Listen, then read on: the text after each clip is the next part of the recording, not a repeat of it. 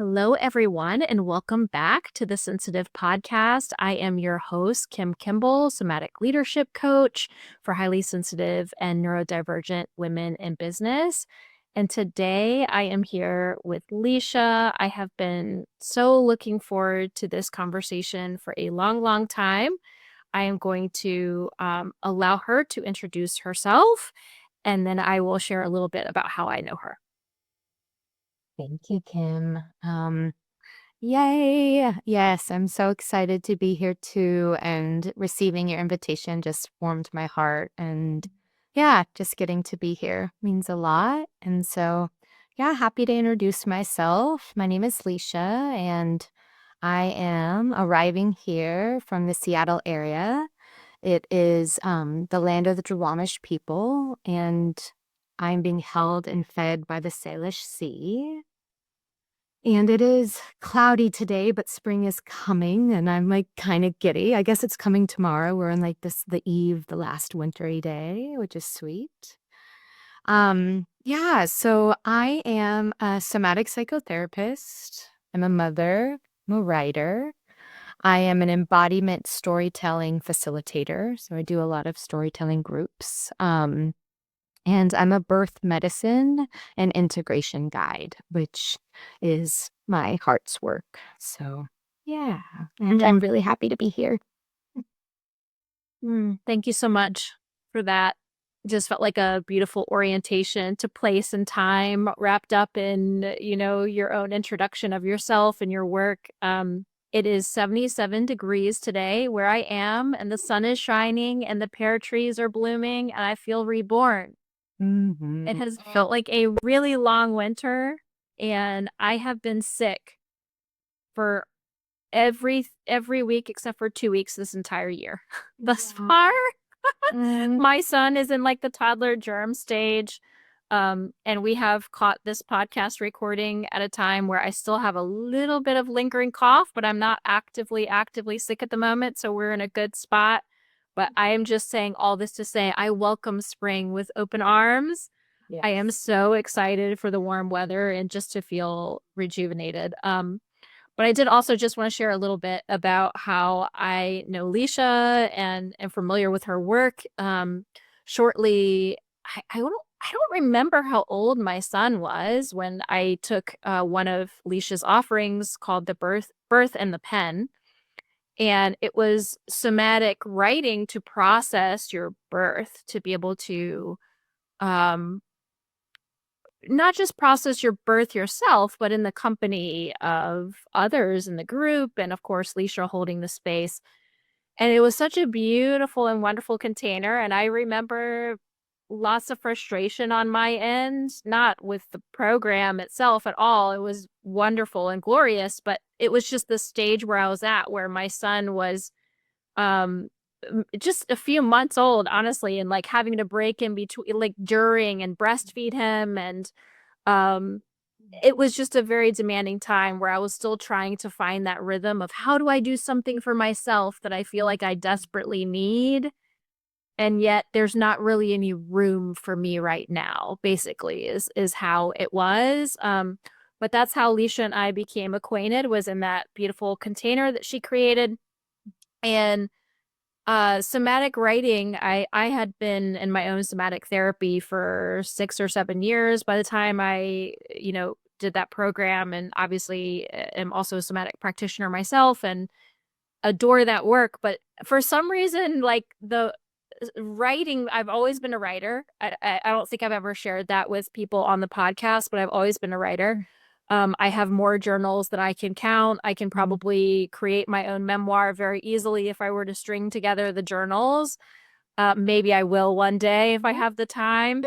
But, I've always thought of writing as this cerebral process and somatics as this body-based process. So to come across her program, Birth in the Pen, and to combine that somatic writing, I was like, ooh, this is like really cool and something that I wanted to explore. So anyway, that's a very long-winded explanation of how I came across Leesha's work.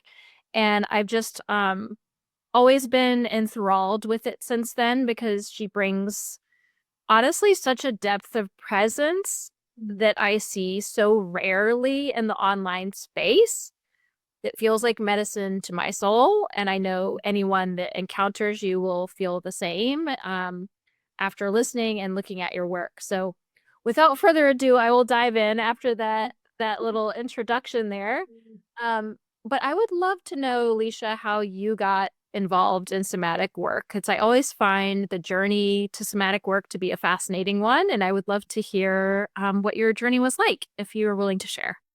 Yeah, absolutely. And just really quickly wanting to speak to the warmth in my body right now as just hearing, yeah, your experience and just the connection that you and I have shared and in the group and just all of the things. So thank you for that sweet introduction. Yeah. Um, somatics. Yeah. So I was kind of, I get taken back. I think that I have always been a feeler. Think I've always been a feeler through and through, and I experience the world very much sensational based. And I experience the world as experiences that happen in my body and movements and motions and energy. And, I'm not someone who it's like, okay, close your eyes and imagine a waterfall and, which I wish I could do so much. But it's just not how I am not very visual. Things don't come to me in like this more visual way. They've always came to me through my body. And that's something that I deeply know how to nourish now, but definitely was not something that I knew how to nourish when I was a child or a young person, and had some experiences in my early life that caused it actually made it quite hard to be in my body for a long time. And so turned to a lot of tools and coping tools around ways to not be in my body. And um numbing, which is definitely a feeling, but was really helpful, and dissociation and just all the ways. And it wasn't until I was in my maybe mid-20s where I kind of was able to break into myself. And I use that word very clear, that language, because that's what it felt like. It felt like I was finally getting to a place in me that needed change and wanted to feel more aliveness. And so I began this journey of breaking into myself and thawing out these places in me that have felt frozen for a long time. And when I began to do that, it was like breathing new life and breath and aliveness into myself, and just kind of cracked me open to living. And so, really, how I reawakened and found myself was through my body. And I kind of carried that through my career. I always wanted to be a therapist. I don't even remember making the decision. It was just kind of this like, I know this is what I want to be. And I chose a school that was more traditional. I was living in the Bay Area at the time, and I chose a school that made me drive an hour outside of the city, but was in the woods. And I think I was just really needing, like, it was a good indication of what I was needing at that moment. And, during that time, somatics was really talked about. It was a lot of people were doing trainings and interesting things. And this body-based wisdom that how I've come to know somatics has called me from since I was a little girl, really. And so during grad school, went and did a training in somatic experiencing, which is through Peter Levine's work. And it's a beautiful modality. And what it taught me, besides ways of healing trauma through trauma resolution in the body, but it taught me the language of the body. And it kind of really opened the door to so much of what I was experiencing and put names on it. And so, yeah, that's kind of my long, short version of my somatic journey and how I got into it. But it's always been in me, I think. It's so interesting to me. I'm so glad I asked that question because my experience is so different. And isn't that always how it is? But I mean, it's sometimes surprising of how different journeys can be. But what really struck me of what you shared is you saying, like, I've always been a feeler, like, I've always been someone who has had this, it sounds like a really strong access to that side of you, that body based wisdom, as you're talking about. and that you always knew you wanted to be a therapist. It was like this deep knowing that was within you for forever, it sounded like.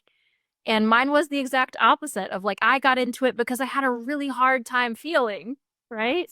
And so I think it's just so interesting to see that of I was somebody who also had a lot of really challenging experiences like you that made it very hard for me to be in my body, which I think probably is universal for people that are in somatics. Like Mhm. there's a very hard time being in our body. There's lots of reasons for us to not be embodied, right? And I was in talk-based therapy since I was 9 years old, all the way until, 30 something when I discovered somatics. And then when I discovered somatics, I was like, whoa, like this is just this whole world opening up for me where I could finally relate to myself. Yeah. That's the best way that I could say it, right? I could finally come into intimacy and communion with myself instead of feeling like I was fighting myself or this disconnection, this living from the neck up that most of us do in Western culture, kind of, you know, bifurcating off all of these parts of ourselves, making certain parts wrong. I could go on and on of the Mhm. things that somatics has helped me with so tremendously, right? But I just think it's so interesting of hearing. And I would say I would like to say that I have always been a tremendous feeler as well. Like, hello, hi, I'm highly sensitive neurodivergent person. The big feelings are there. It's just that I was so cut off from them and I was so disembodied and I was Yeah. whereas it sounds like there was a cognizance of that for you, of like always being there. For me, it was deeply unconscious because of how cut off it was, if that makes sense. Definitely. And for a while, I relate to that so much of like, Yeah. yeah, just feeling lost in self. And as you were talking, yeah, I had this like vision of like returning home. I think like, the somatic journey and being able to find access into ourselves. It's like, it's what's the path home? What's the path to our essence of who we are? Um, and it's not always easy to be in our bodies. No, Yeah. it is not. And I don't know what else comes up for me when you say that. And I would be curious your take. Um, but it's like, it's also the only place for us to be. Mhm. And so and as you mentioned earlier, numbing and dissociating and things like that are tools that are so necessary for a period of time, right? We have to be able to do those things to cope at times. Absolutely. Um, but being able to have that coming home and being able to know that in this life, in this experience, this is the home. This is the only place to be, right? Yeah. Um, Beautiful. yeah, Yeah. I love that. Me too. Well, I want to talk about your writing for a moment. Every time you publish any writing online, it just feels so intimate. And I know I've mentioned this already in my introduction of you, but there's just such a depth of presence there that I don't feel with many people online. I can't say that enough. Um, and a lot of people, it feels like you're sharing marketing, you're sharing this veneer, you're sharing this version of yourself that is whatever you think other people want to see. And with your work, the things that you put out there, I get the sense that you are sharing you. That's what you're sharing. Which what a gift, right? And I just would love to know, like, how do you have the courage to share such vulnerable things online, especially as a highly sensitive person? Yeah.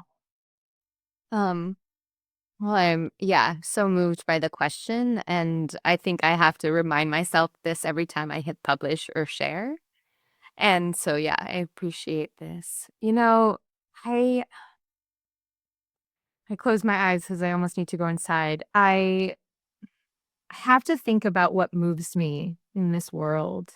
And what moves me is people who are sharing their hearts their honest, raw, messy, complicated, non-linear truths. And I am always someone that like just is feels such great belonging when I hear someone share a part of their story that might not have been shared before or in the way, and I get to be seen in a way that also is like coming in of loving and acceptance and belonging. Um, it's like our shared humanity. And I think that for me, authenticity is such a value, and I don't know if that sells. I'm not quite sure yet. The jury's still out. But it's the only way I know how to be, and it's the only way I want to connect, and it's the only way I want to find my people and trust that, who finds my work is going to align with those values. And if I really root myself in my intention of when I'm going to share something, it's always for connection and belonging and healing. And so there's this blocked river of trust in that I get to like really ground into in my work. And I'll also say that I usually don't share something that I haven't metabolized yet. And so I don't go for like the shock and awe. It's really like this, like very much like I've metabolized this. I've gotten to a place inside of myself where I feel really grounded and secure and rooted in what I'm wanting to share. Um, and so I don't get rocked, and it leads just to more care and softness and ease in that Mm. way. It's so interesting that what you said at the last half of what you were sharing, that you only share things that you have metabolized. Because I was actually, as you were sharing, I was going to ask that as a question. Um, because that's something, I've been in online business for 7 years now, and that's something that I've really had to learn. That's been a journey for myself as well. Uh, Mm. I share less and less of myself online the longer I'm in online business. And maybe I should qualify that a little bit. I mean less and less of my personal life Mhm. because I recognize what's sacred to me, Yeah. and I feel myself getting a little emotional Mm. as I'm sharing this. Um, but what's just for me, Yeah. right? Yeah. And I think for a long time, I hear you saying authenticity is the only way that you know Mhm. how to relate and be, and I feel the exact same, which is likely why I have so much resonance with you. Um and yet I think for the longest time I mistook authenticity for extraction Mm. of myself, of my Yeah. personal things that are the sacred things that are just for me, right? Totally. I'm wondering if you can speak to the difference to that for you even. Yeah. There's definitely things that and yeah, I just so appreciate that knowledge and that tracking of yourself. And I don't know, there's a maturity in that. There's like this like maturation of like this is my story. This is my story to be with. These are my stories. These are my experiences, and they get to stay here and be just as meaningful inside and live throughout me without me needing to kind of share with anyone these stories. And those are the juiciest, loveliest stories. And yeah, it just makes me feel like I have those too. And I definitely, and I have stories that I want to tell that just aren't ready yet either. And so, that's really comes down to, I think, Kim, for me, like this inner trust of like, I'm just going to trust myself to show up in this space, especially online when you get to kind of, you're the director of it in so many ways, but like hold myself with care. Um, and yeah, I just love that. And may our stories stay sacred and close, the ones that need to be. Yeah. And I love what you shared, and just continuing in that vein of this realization of it's not inauthentic to keep something that is not ready to be shared or is maybe never to be shared to yourself. Mhm. I feel like I want to say that to any and all business owners that are hearing this, right? That's not in authenticity. Uh, Yes. that's maybe I'm as I'm thinking it, even this is kind of matriculating in my mind as I'm saying this, but that's actually being authentic to yourself, Mhm. Yeah. right? Which is felt in your work, Yeah. which it all is felt in all of the work that you do. And absolutely, it's like being authentic with self is first, Right. is first. And you can feel, I think, the difference and you can feel that. Um, which is why, yeah, the warm presence that you are as well. It's like it pours out of you. Thank you. I really Yeah. appreciate that. Well, I think everything that we're talking about thus far, just this depth of presence, this authenticity that you bring to your work and to your online presence, you don't come about this without a really deep, rich inner life. And I'm wondering what practices have allowed you to do that specifically, especially because I know you're a psychotherapist, you're a mom, Mm. you're a busy person. So, how do you make space for that? And what are the practices that have really allowed that rich inner life for you? Mhm. Well, um, yeah. Like, what do I need right now? They change with the seasons. Honestly, I mean, it all changes with the seasons. I think that there will be times of, deep wintering, which I felt like we've been in. I too, my family has been so sick this past winter, and it's just been like all my practices. Most of them they're disrupted, and so leaning into being flexible in that means a lot to me.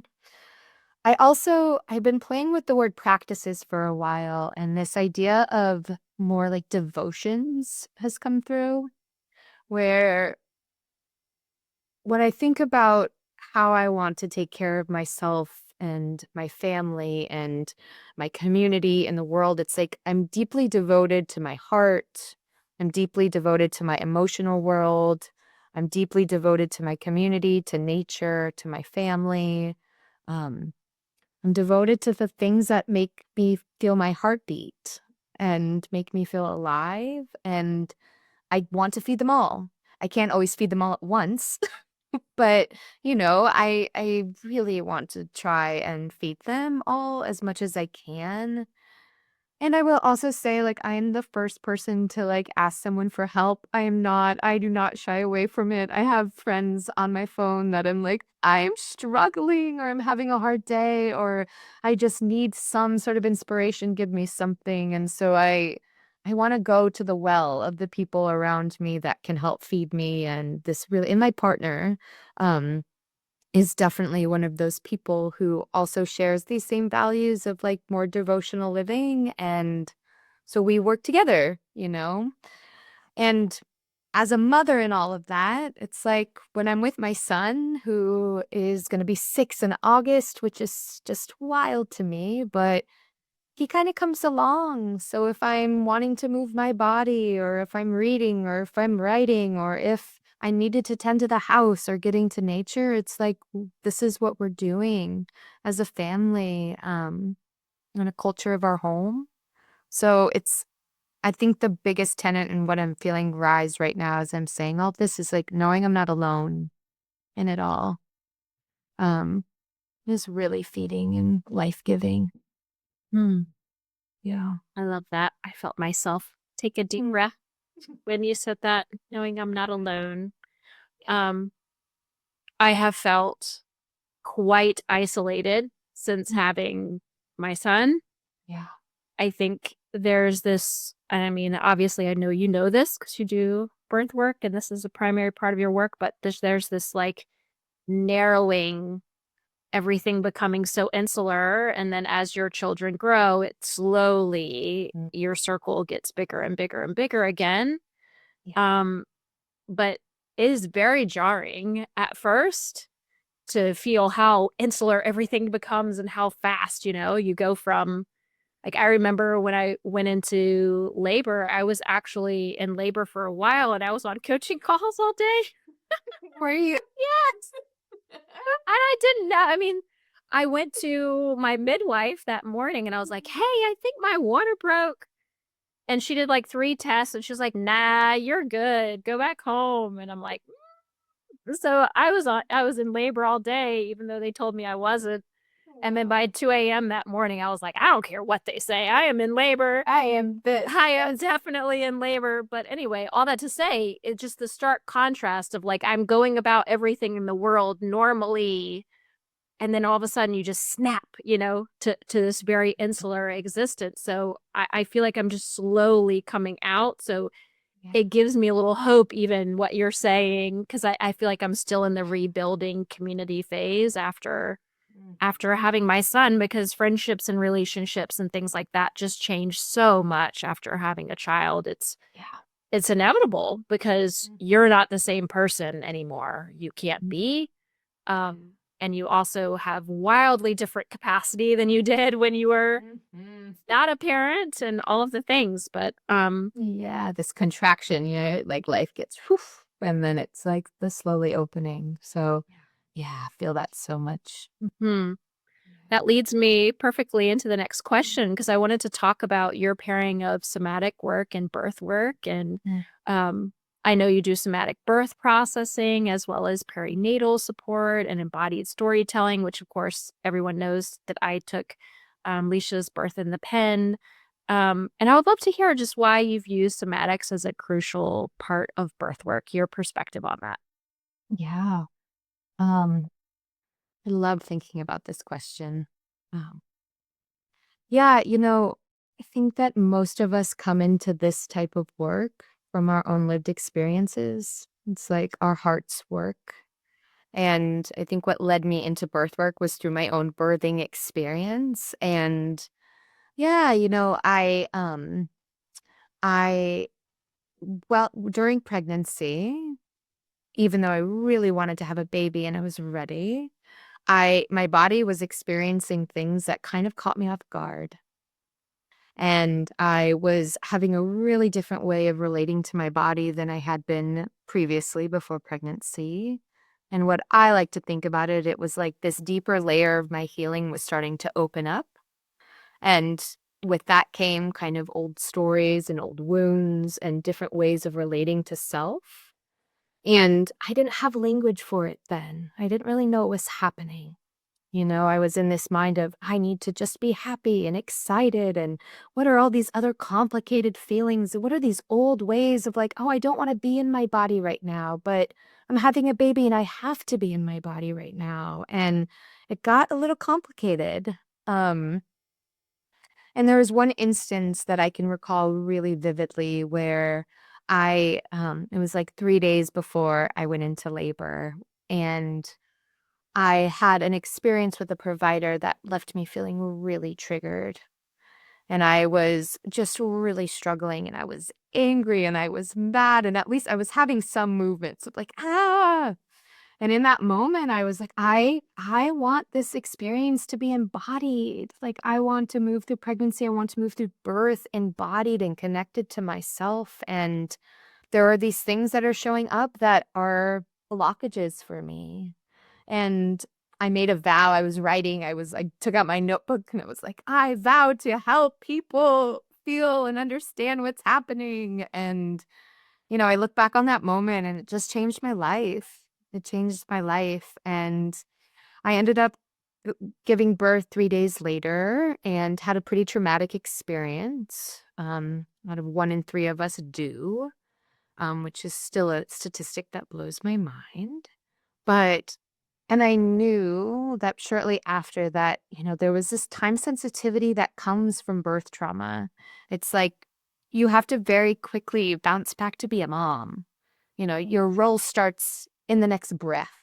And so I sought out a somatic practitioner who specialized in birth healing and perinatal kind of trauma resolution. And what we did together was I got to tell my story. And while I got to tell my story, I got to kind of track my body and notice its wisdom of telling me what felt cut off, what didn't get to happen, what it needed, and how I could give it to it now.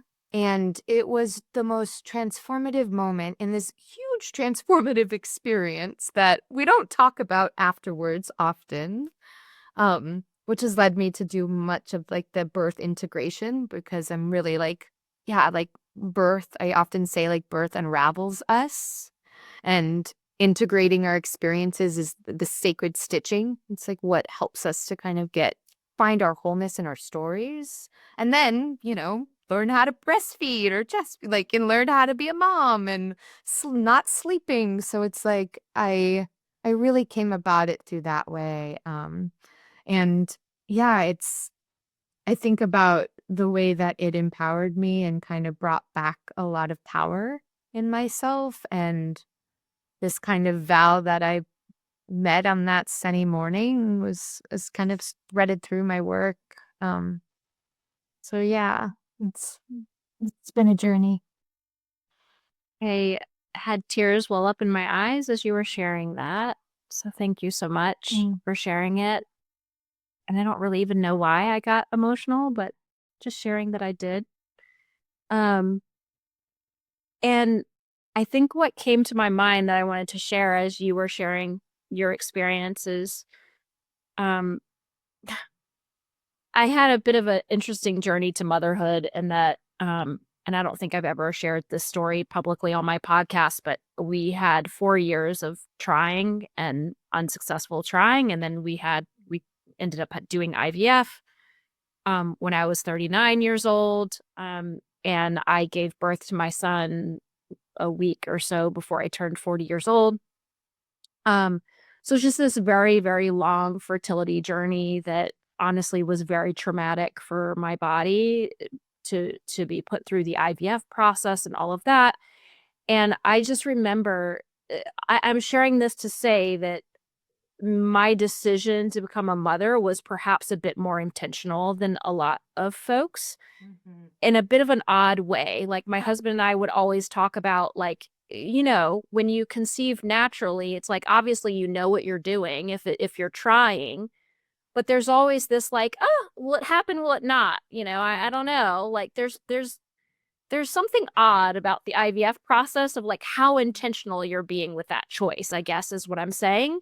Yes. Um, and the level to which you think things through. And him and I, being older parents as well, like really sat with like, is this what we want? Like, is this truly, truly what we want? And what I landed on as far as my decision to become a mother was and this is not saying obviously this is for everyone, but this was the answer for me is I felt that I couldn't fully have the full human experience without being a mother. Mm. For me, that there was something about going through that process that would allow me to feel fully human. And I'm realizing and recognizing, I think what made me emotional now that I'm talking about it, as I'm talking with you, is that I hadn't recognized that the full humanness of it is the embodiment of the experience of pregnancy. Mm. And it's like when you talk about, okay, why pairing somatic work with birth work? To me, on this side of being a somatic Mhm. practitioner, is the most logical thing in the world because I can't imagine a more embodied experience than carrying life. Yes. Um, and all of it happens in your body, right? And yet, and I think another reason why I got emotional of what you're saying is that I don't know if this was your experience. I'm guessing that it probably was because I feel like it's most everyone's experience in the US. There was a real fight Mhm. to stay embodied in the midst of my pregnancy, Yes. because everything in the industrial medical complex would have you be disembodied, right? Absolutely. And that's where that trauma comes in Yeah. of medical procedures and things of that nature because they don't treat you as though you are a body and having an embodied experience, right? Mhm. Yeah. So just wanted to share that I remember I was in the midst of a mastermind that I was part of, and I was in the midst of the throes of the infertility at that point in time, and someone in my mastermind told me that she had had an unmedicated labor, um, and they said, you know, it was it pushed me. It felt like it pushed me to the edge of the universe to be in that much pain. Was the words that they used. Yeah. I went to the edge of the universe, and there was part of me that would like rose up in terror at that. Like, Mhm. dear God, that is so much pain. But then there was also part of me that was like, I want that, Yeah. The because mystery of it all. again, there's this element of Yeah. the full human embodied experience of that, and that's what I wanted, and that's Yeah. what, man, motherhood delivers on that, right? It absolutely does, in all the ways you never thought it would, and, yeah, I relate so much to what you shared, and, yeah, thank you for sharing part of your experience too, and, yeah, that intensity, that getting right up to it, and I think that's why, integration feels so important to me because it's like, how can we literally go through the touch the, like, depths and the wells and the deepest parts and then just kind of keep going. And so stopping and integrating and, like, feeding that story back in and understanding it feels so powerful and in any at any time, um, revisiting. Yeah. Yeah. And that's the power of somatic work. I know obviously we're talking about birth work here, but for anyone who hasn't, become a parent and had this experience, this is the beauty of somatics that can be applied to anything, right? Of coming back and being like, what did my body need? What did it not get? What can I give it now? Like, just that sequence that you shared was so moving, knowing that at any time you can come back to that, right? So beautiful. Yeah, and often I think we find ourselves back when we aren't expecting, and we're like, "Oh my goodness, this is back again." And I thought I had already done all of this, or I thought I had already been here, and now there's something more to be known. So it keeps coming. Yeah. Layers of an onion, as always. Well, I know that I shared earlier that I've always considered myself a writer. I've written books and books of poetry, and like I said, lots of journals and things like that. And I know I already mentioned that, um, for me, like somatics and writing have always been separate. And I love how you have paired it. Um, so I would love to hear, um, if you can explain more about somatic writing and how you came to pair them. Yeah. I often think thinking gets in the way of many things, and for me at least, and that it's when I'm able to get into my body, into the wisdom, into this more connected place that I find, my gut feelings and insights and aha moments and connection to self. And I think that for me, writing, it's kind of infused with that. And I'll give an example because I think it's easier. It's hard to kind of name it all, but I'll give an example. So I have this beautiful old oak tree to the left of me, and whenever I talk about this tree, I always have to look. So I'm looking. But it's beautiful. It's so big and it's so strong, and it's been here for so much longer than I have. And when I say it's beautiful, it's a descriptive word, but I feel it. And so for me, when I think about writing something that's beautiful, I think about what beauty feels like in my body, how I know it to be. And that's kind of how I write. And so if I'm writing about difficult things or beautiful things, I go in first and I'm like, okay, how do I experience this? How does this live in me? Um, and very much in a lot of my workshops that I do, I ask this question of where does voice come from? Like, where are you speaking from? Where is this voice? And the answers that come from that question are just so beautifully varied and magnificent. And I think if I'm talking about something that's like makes me feel love and warmth, my voice is typically going to come from my heart, you know? When I'm talking about fear, my voice sometimes comes from my belly or my chest or my throat. But my voice travels with me if I'm talking about birth. Sometimes talk comes from my womb, and so being able to go in and find voice inside and then kind of write from that way, it's just been something that has come completely surprising and like very natural to me and is just it's a really sacred practice. And yeah. Love that example that you gave of the tree of like, Mhm. yes, it's beautiful, but where do I feel it and how do I feel it? How does it make me feel? Um, Yeah. that really gave me such a beautiful idea of even how to take this more deeply into my own practice. So thank you so much for that example. And I would love to hear more about, let's say somebody wanted to start a regular somatic practice of where might someone begin? How might someone start their own somatic writing practice? Yeah. Such a good question. What comes to me initially is this thought of how do you find your heartbeat? And, in different moments, I can find my heartbeat in different places. And so, there are moments when I put my hand over my chest and I like, I really just need a gentle sway, like a really calm, like sway feeling to feel the aliveness, to feel my connectedness, to feel my heartbeat. And then there are other days where I need something more rigorous and I need to like move or dance or sing and like get energy moving. Um, and so that then brings me to myself. And I think that for me, what I would suggest is finding that in any given moment and allowing it to be different. And then from there, kind of playing with what wants to come through. Um, Another practice that I deeply love is I call it riding the body. And so it's like a meditation or following, if you will. I guess like maybe a um free association, but through sensation.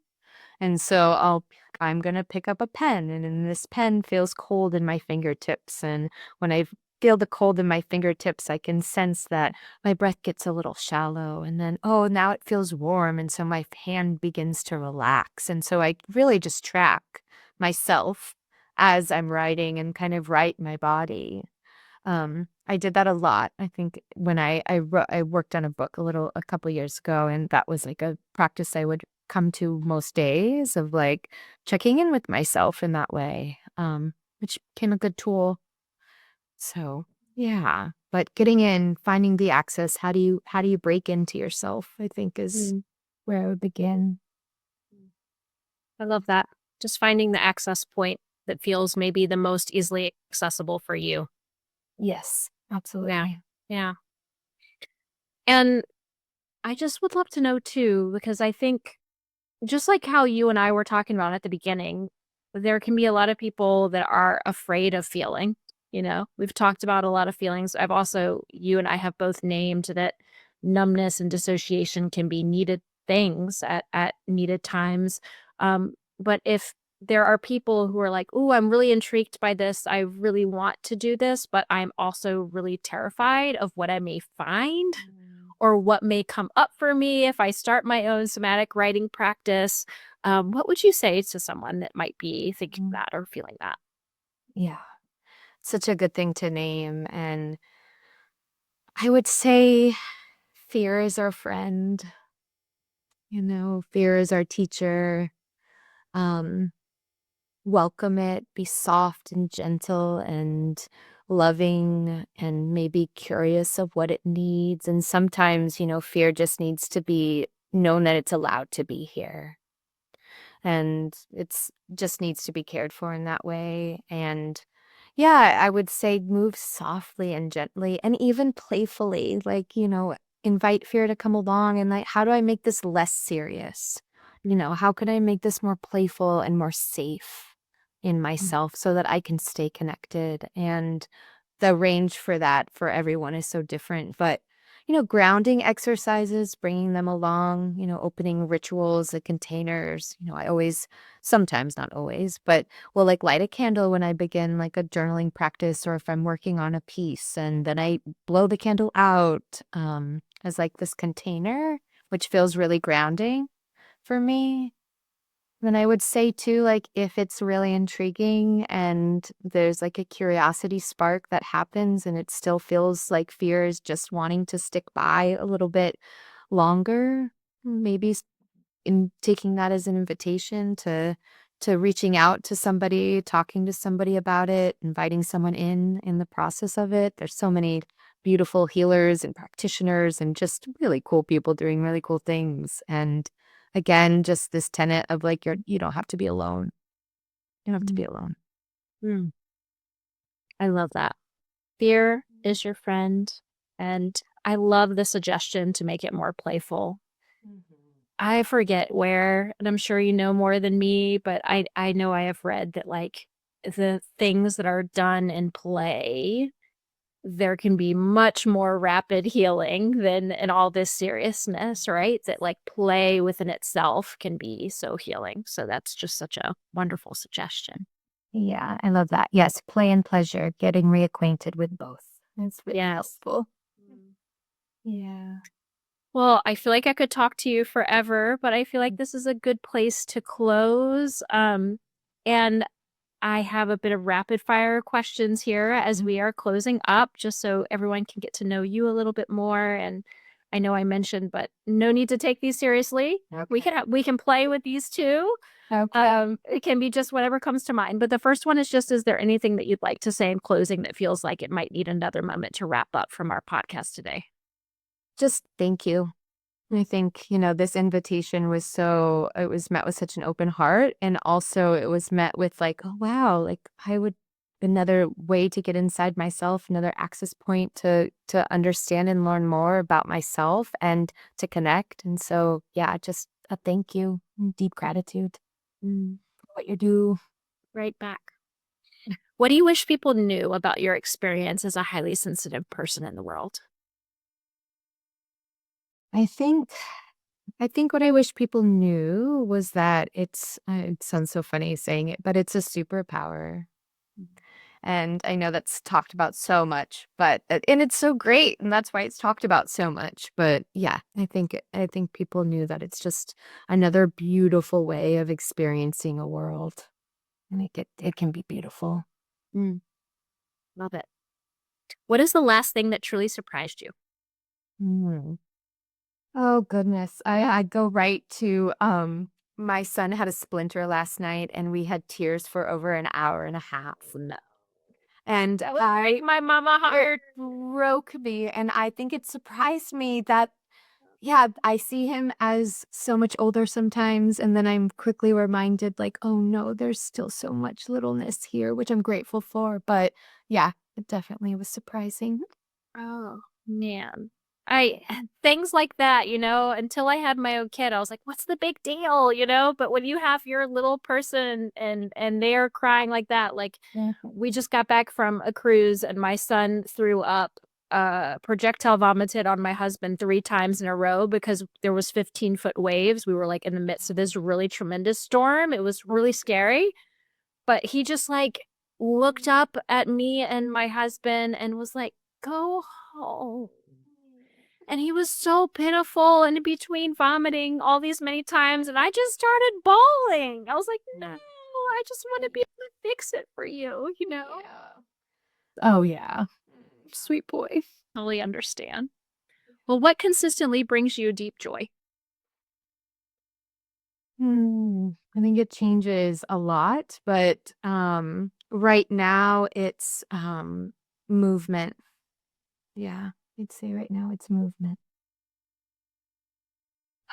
Well, thank you so much for this really nourishing conversation. Thank you so much for your presence, not only that you've brought to this conversation, but like I said, to everything that you share, and just to uh thank you for how you move in the world and how it's a gift to those of us you come in contact with. Thank you, Kim. It's been such an honor and pleasure to be here. Yeah, absolutely.